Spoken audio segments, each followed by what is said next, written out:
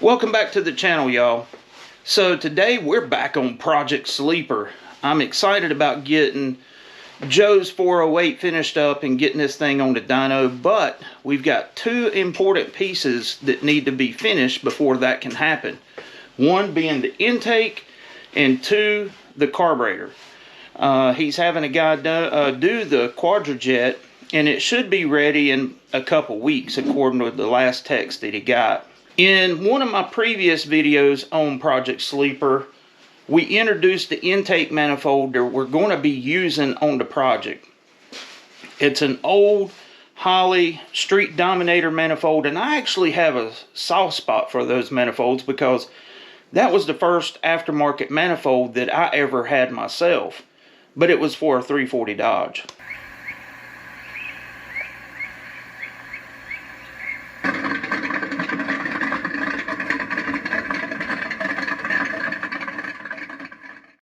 Now here's the culprit.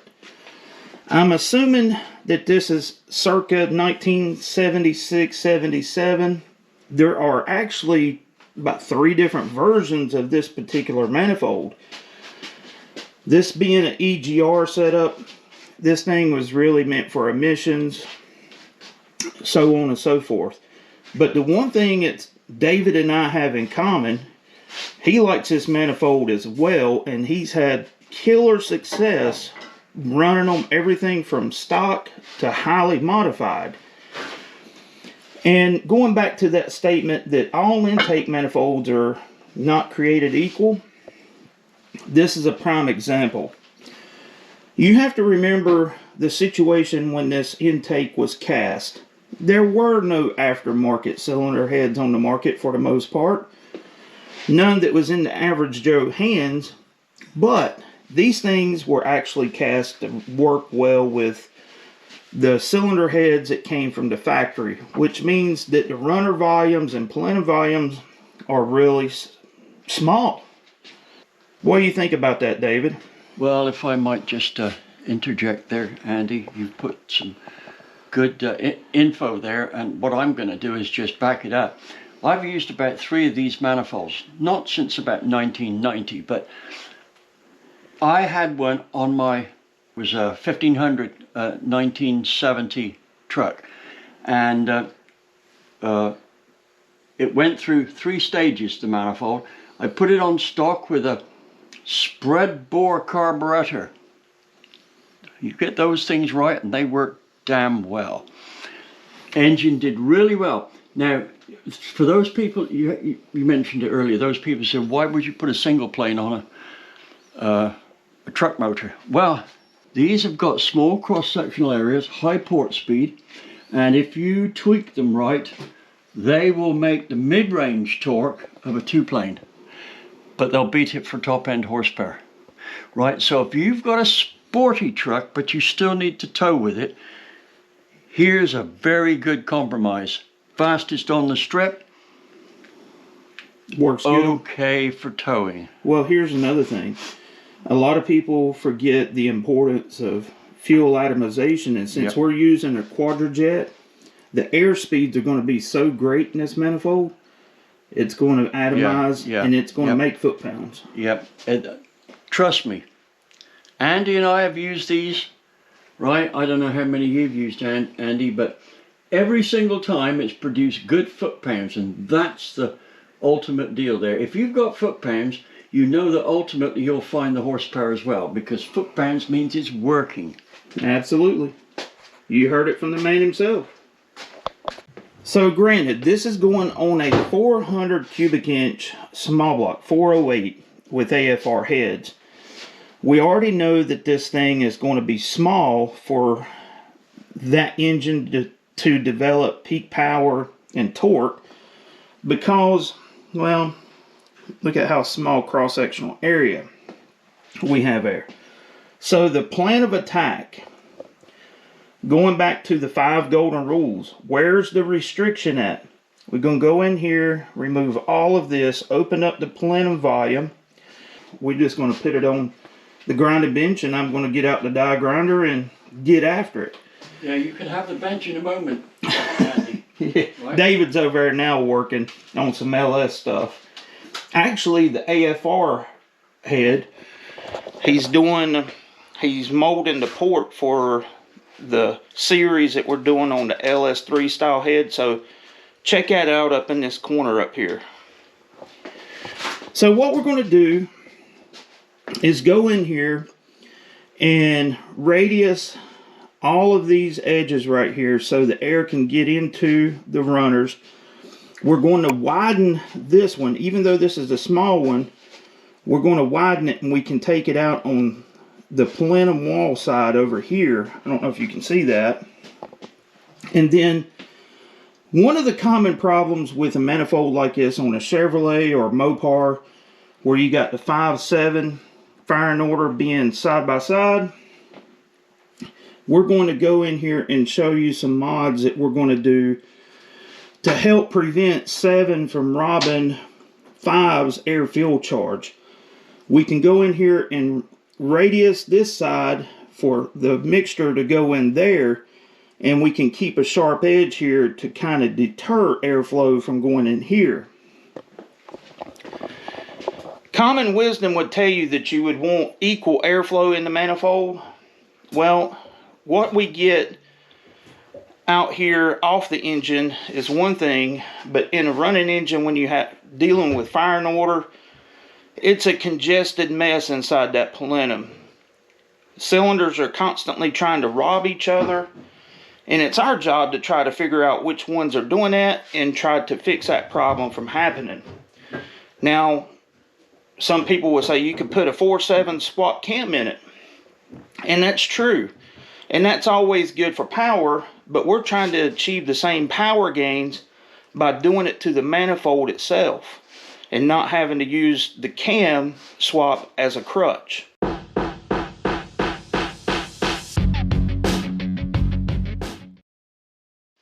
Let's talk about port matching. Now, when I was over at Joe's and did the layout for the port match, I forgot my camera, and it is what it is, but I'm going to explain my version of how I go about doing it. Now, there's 40 million videos out there teaching you different ways. My suggestion is find what works for you and roll with it. We're all trying to get the same results, but I'm going to show you how we come about it. However, Andy, you should mention that we've dynoed this quite a few times. Oh, yeah. And what you're going to tell them is what works for us on probably 30 dyno tests. Yeah. So what I do is I take the intake manifold gaskets. I have the engine that I'm actually going to mate the intake to. I will attach the gaskets to the cylinder head. I will actually glue the gasket, and then what I will do at that point, once it's set up, I will take Dykem and put on the surface of the intake manifold mating surface and let it set up and flash for just about 30 seconds before I bolt the manifold on. And the reason why is you don't want to make a mess, because it will just smear everywhere if you do it as soon as you put it on there. It's got to be just a little bit tacky. And then once I do that, I put it on the engine, and here you go. You can mark where it positions it. Yeah, you can see the layout of where the port is on the head right here. Okay, you see this has got a good bit of core shift over here on this side. But then what you do is you proceed to take a straight edge, and then you can lay it out accordingly, and that way you got scribe lines to go by. Now, a lot of the mismatch on this intake is actually on the bottom side of the runners. Horsepower tip of the day. Do not take this edge all the way down to the bottom.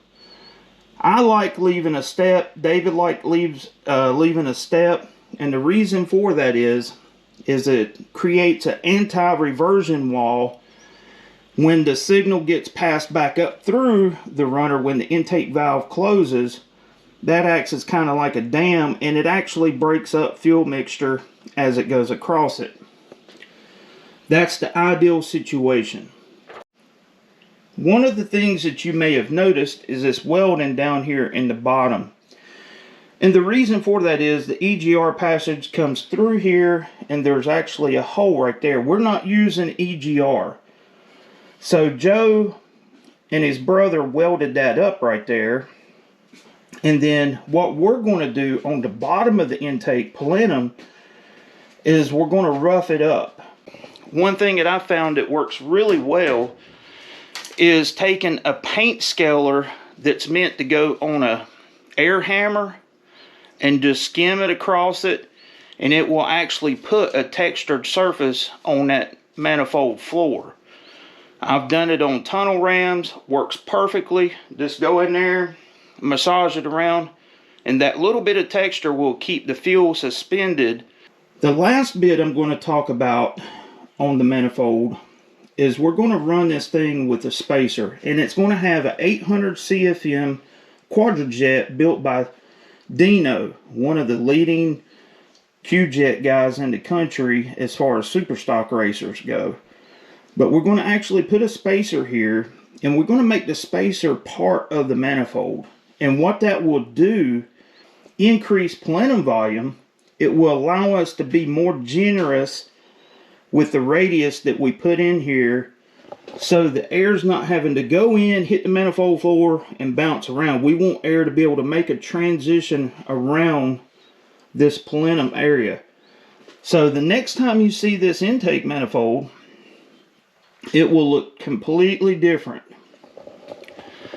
I thought about doing a completely like tech-oriented video of us showing how we go about doing it, but I think once we get the finished product, we can point out and just tell you how we went about doing it. I think that's probably the best way to do it. And I'm going to tell them how to do it on a big block as well. Yeah. On a Darren Morgan design big block manifold.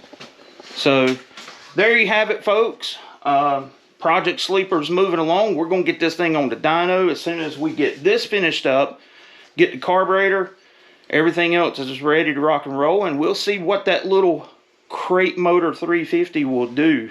I'm kind of hoping for some big numbers. If it makes 470, I'll be happy with that, but it's got a small cam, really small. Might be a flyer with 470. Yeah, so until next time, this is Andy from Unity Motorsports Garage. We will catch you later. Say bye, David. Cheers, folks.